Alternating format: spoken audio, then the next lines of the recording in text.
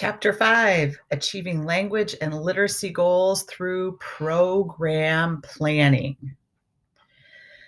So, how are you going to get these little kids to learn how to listen, speak, read, and write in your class? Well, first you need to set some goals, and we need to make sure that those goals are developmentally appropriate. We're going to talk about ways that we have taught things in the past and how we do it now, legislations and standards, how to assess through portfolios and observation, and that kind of stuff. And then talking about curriculum and a variety of activities and ways you can do the curriculum. So, one thing that you want to make sure that you do while you're a student at Parkland is take CHD 124, which is program planning for young children. And in this class, we learn all about how to develop appropriate materials, curricula, activities for children. And this part of your text kind of takes you through kind of a modified project approach, which is what we talk about in CHD 124. And that's basically working with children on kind of an investigation to learn about how something works. So that's that. What are we going to do in this chapter? Talk about literacy and emerging literacy in early childhood, program planning, writing a language arts activity plan, etc. What is literacy? Literacy is the complex cognitive interactions between readers and their text and between background knowledge and new information. Literacy is reading and understanding. Literacy is writing and understanding, speaking and understanding, listening and understanding. It is not just reading, it's making sense of what you're reading or writing or whatever. Okay. Visual literacy is kind of the same thing. It's looking at something and understanding it, making sense of it. Same thing with cultural literacy. Excuse me. It's having a set of information that you know and adding to it and understanding it. So how do we help set the stage for future learning opportunities, including speaking, listening, print awareness, writing behaviors, exposure to ABCs and books, promoting necessary at home and at school? This is what this class is about. We're in week whatever now, week 4, I think, and this is really what this class is about. How do we make opportunities for children to speak and listen and write and see words and letters? And how do we make that meaningful? So that's what you're here for. This is a bunch of different theories of child development that specifically language and literacy development that your book talks about. The National Reading Panel was a government-formed group that talked about how do people learn to read. It was scientists and educators and psychologists and people who understand how children work. How do we figure out the best way to teach children how to read? A variety of different theories, which if you have taken another child development class, you may have heard of some of these. And if you haven't, you should, because you need to learn this stuff if you're going to work with little kids. Philosophies are not theories, but they are ideas that are based in theories about how to do things. And what we want it to know is what's the best way to teach children using developmentally appropriate practice, meaning it is appropriate to the age level or the level of development of the children that you're teaching. It's appropriate to the developmental level of each individual child that you are teaching. So you might be doing something that is at a 3-year-old level because you're teaching 3-year-olds what is typical for a 3-year-old, but you may have children in your class who are 3 who are above or below that level, and so you need to teach to them as well. And then it also includes, is it appropriate for the cultural background of the children that you're working with. The government has some influence on the ways that we teach children in classrooms. So from things like how much education teachers have to how much reading we're supposed to be doing, how we are assessing them, that kind of stuff. Various government programs, acts, education acts throughout the years have determined how we work in the classroom. So the No Child Left Behind Act, which came out of the George W. Bush administration, I believe, was very focused on standards and assessment, making sure that children were meeting state standards. Now, teachers say that that's fine, but there wasn't enough money in it.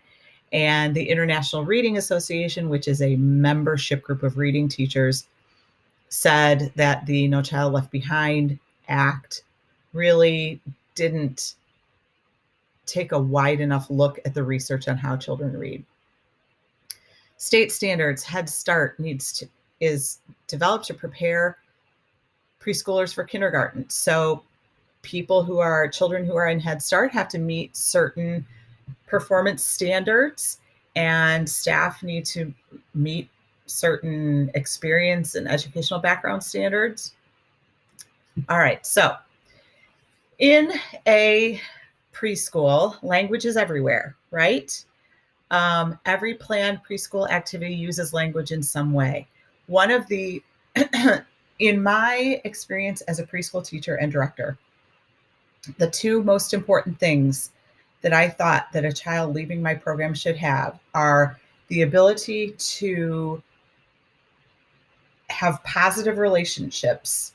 So a positive social emotional development, right? They could come to school, they could be happy, they could get along with others, basically. And number two, that they had the language development they need to going into kindergarten. So they could speak. If they're speakers, they could sign. If they're signers, they had the means to communicate and were able to do that. So language is taught in all curriculum areas in a preschool because, right, you're talking, you're communicating, your ability to learn, retain, recall, and transmit information happens in every center, right? And teachers must model use of language daily. There are statistics that say that teachers spend something like 80% of their time telling children what to do. Well, it's interesting if you watch little kids who are playing school, what do? They just tell people what to do, right? So that is not valuable language interaction. When you are standing here telling this group of people exactly what to do, that's not valuable language interaction. Valuable language interaction happens when you read a book to a child and they ask questions, or you point out things and they point to things. When you have that communicating and it's a positive experience. When you have a conversation with a child while you're playing a board game. When you have a conversation with a child while you're waiting in line to use the bathroom. I mean, anytime you have these one-on-one conversations, and also in group time is a great place to learn the pragmatics of group speaking, right? You raise your hand if you want to talk. You don't just shout it out. So you need to offer opportunities and model these conversations and positive, valuable language interactions. Literacy portfolios. Portfolios are used to track children's development. And specifically in literacy, what you might do is you might have a child writing his name, right? So you can see how their writing ability progresses. You may have a child drawing a picture, telling you what the picture is. You write down what the story is.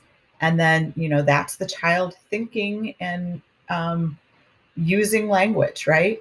So putting together a portfolio, a file or a binder of all of a child's work to show their progression and their development throughout time. Identifying goals that the school staff plan to implement, right? So when you're putting together your planning, you want to, what's your goal, right? Don't just plan something because it's fun.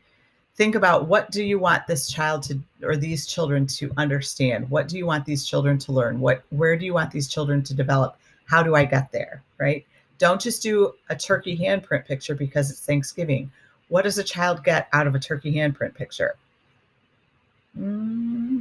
What do they get out of that? Tracing, maybe using a pencil. That's okay if that's what you're trying to do. Including teachers, staff members, consultants, families, and community representatives. You want anybody in the child's life to know what you're doing and why you're doing it. Offering quality experience that promotes child relevant opportunities for growth. Okay, so you want to offer experiences, quality experiences that are relevant to children, that help them grow and develop, right? You don't want to sit a kid in front of a TV at preschool. That's not a quality experience that promotes development and growth. A quality experience that promotes development and growth is setting up a restaurant in your classroom, and having people be waiters and having people be cooks and writing down recipes and writing down menus. That's a quality experience. Or going on a field trip. But you playing a board game, playing what's a board game? There's one that has words or letters. I don't know what, Zingo maybe? Playing one of those, playing a game that helps them develop their skills. And you need to stay current on what you're doing. Okay, meeting the needs of all children. An at-risk preschooler, somebody may be having problems at home. They may not have enough breakfast. They may not have an easy way to get to school. Those are things that are going to hamper their abilities when they're at school, right? So you need to make sure you are aware of that and doing whatever you can to help.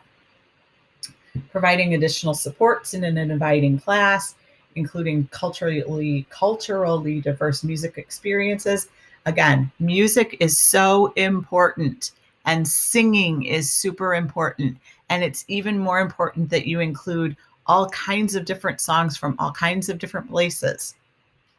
If you think, oh gosh, I don't know any songs, I don't know how to find songs, you should take CHD 216, I think it is, which is art and music. It starts March 8th or something. Yeah, March 8th. It's a fun class, and you learn all kinds of songs. Using assessment as a guide to build program effectiveness. So you're assessing each child. You're watching to see how they're doing. When you develop your plan with your goals, are your children meeting those goals? Are they able to do the things that you're setting them up to do, and individually and as a group, right? And you're documenting your findings, and you're putting that into portfolios and observations and all kinds of things. Okay, goal examples, writing goals, uses of words, print, writing. A goal for a 3-year-old class may be that they are able to write their first name by the end of the year. Okay. A reading goal might be that a child knows how to turn pages and how to hold the book correctly, like this, right? And I go this way through the book, not this way, right? A toddler who uses a book this way is a reader, right? A toddler who goes this way is still working on how to be a reader, because they don't get that print goes this way. Okay. Early exposure to literacy. Everybody needs exposure all the time. And sociocultural language goals communicate effectively with all people. Okay, curriculum models. A curriculum model is a well-defined framework. Um, so there's all kinds of things out there that call themselves curriculum, which may or may not be. Um, it's really a plan for how you are going to present the instruction, the content that you want to teach kids. So, what are the basic things that you think kids need to know at the age that you're teaching them, and how are you going to get there? And your book talks about some different ways of doing that. Activity plans are lesson plans that are detailed step by step teaching outlines. Most of the time, you'll want to start with a goal. This is what I want to do. This is how I'm going to get there. This is what I, as a teacher, need to do to get this done. And then also an evaluation. Did it work? Did it not work? What would I do differently next time? So there you go. That's a very, very basic look at program planning, and we're going to talk some about this. Um, but that'll have to be it for now.